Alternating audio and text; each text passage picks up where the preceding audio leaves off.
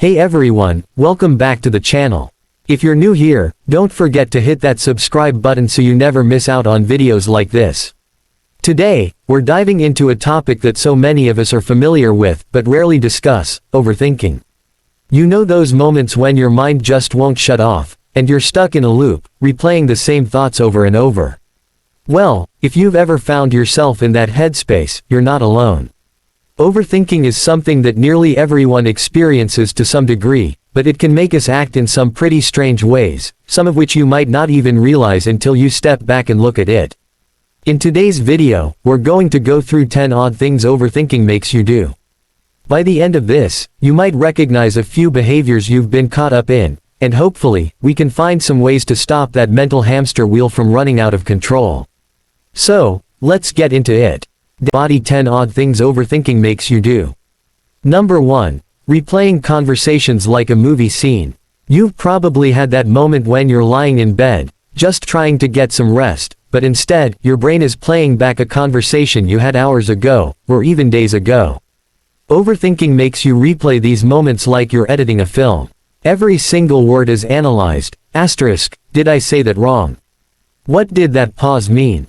Did they seem annoyed? You get lost in the details, replaying the entire conversation from every angle, often drawing conclusions that are far removed from reality.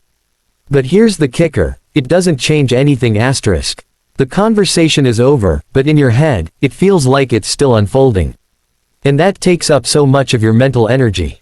Number 2. Creating fake scenarios in your head. Next up, overthinking makes you create fake scenarios. Have you ever found yourself imagining an argument that hasn't happened yet? Or maybe you're mentally preparing for a conversation that doesn't even need to happen. You start picturing every possible outcome, every word that could be said, even every facial expression, as if you're rehearsing for a play. You could spend hours imagining worst-case scenarios. Asterisk, what if they're mad at me? What if I mess this up? Even though there's no real evidence that any of this will happen. Your brain tricks you into believing these scenarios are real, and it leaves you feeling anxious, even though it's all in your head. Number 3. Overthinking simple decisions. Overthinking can also make it impossible to make decisions, even ones that seem so simple on the surface. Should I wear this outfit or that one? What should I have for lunch? Which text should I send? What's the right response to that email? These decisions should take seconds, but because overthinking makes you second-guess every little detail, you can end up paralyzed by indecision. And that's the irony, sometimes, the more you think about something, the harder it becomes to make a choice at all. Number 4. Seeking constant reassurance. Overthinkers often find themselves asking for reassurance. Did I do this right? Do you think they're mad at me? Am I making a mistake? You may find yourself going to friends, family, or your partner over and over again for validation, trying to get an answer to make sure you haven't messed up. But here's the thing, overthinking makes you doubt your own judgment. You're seeking reassurance because you feel unsure, but the problem is that no amount of reassurance can make that self-doubt go away. Eventually, you have to trust yourself. Number 5. Reading into everything. Number 5 is one that probably hits home for a lot of you. Reading too much into everything.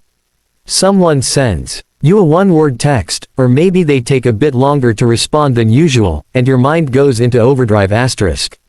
What does this mean? Did I say something wrong? Are they upset with me? It's like your brain instantly jumps to conclusions, making mountains out of molehills. You spend so much time analyzing tiny details, convincing yourself they mean something significant, when in reality, they probably don't. Number 6. Apologizing unnecessarily. Have you ever caught yourself apologizing over and over, even when you didn't do anything wrong? Overthinkers tend to apologize excessively, often out of fear of upsetting others. You may feel like you've said something wrong, even if the other person didn't seem bothered, and you apologize just to be safe. It's almost like overthinking makes you anticipate problems that don't exist, and you apologize preemptively, just to avoid the potential for conflict. Number 7. Procrastination from overthinking. Procrastination is another odd side effect of overthinking. You might think that overthinking is the opposite of procrastination. After all, you're constantly thinking about the task at hand, right? But here's what happens. You get so stuck in analyzing all the steps, potential outcomes, and possible risks that you end up doing nothing at all.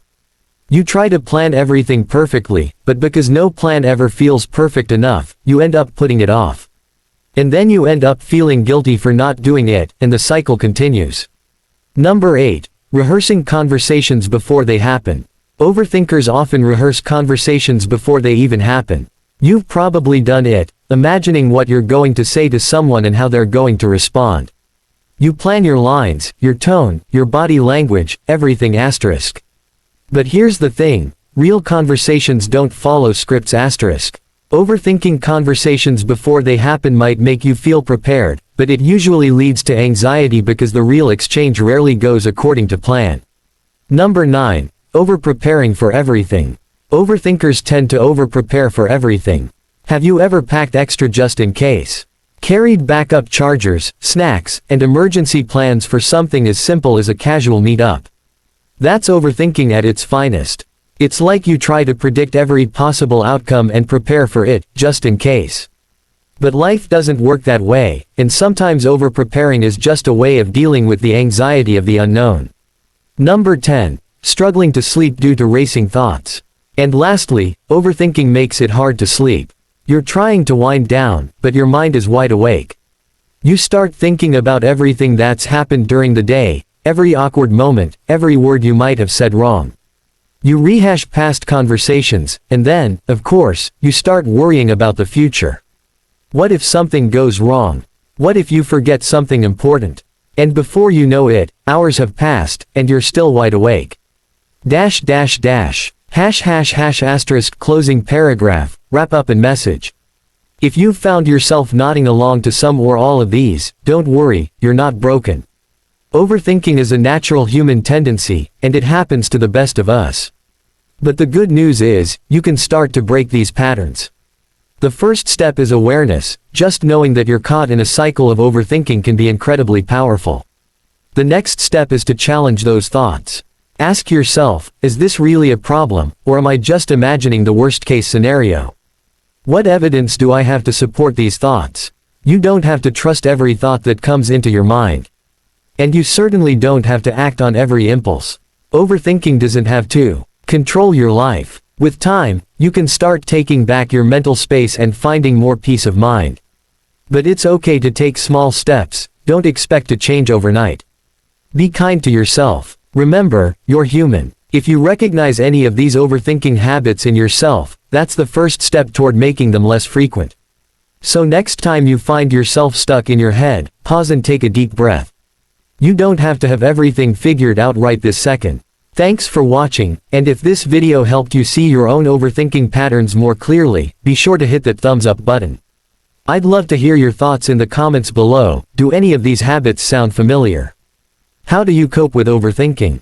And, of course, if you haven't subscribed yet, make sure you do so you don't miss out on more content like this. Until next time, take care of yourself and remember, not every thought needs your attention. Be kind to your mind. This script should give you a full, engaging 20-minute video. It offers a balance of humor, relatability, and practical tips while giving your viewers room to reflect on their own behaviors. Let me know if you need further adjustments.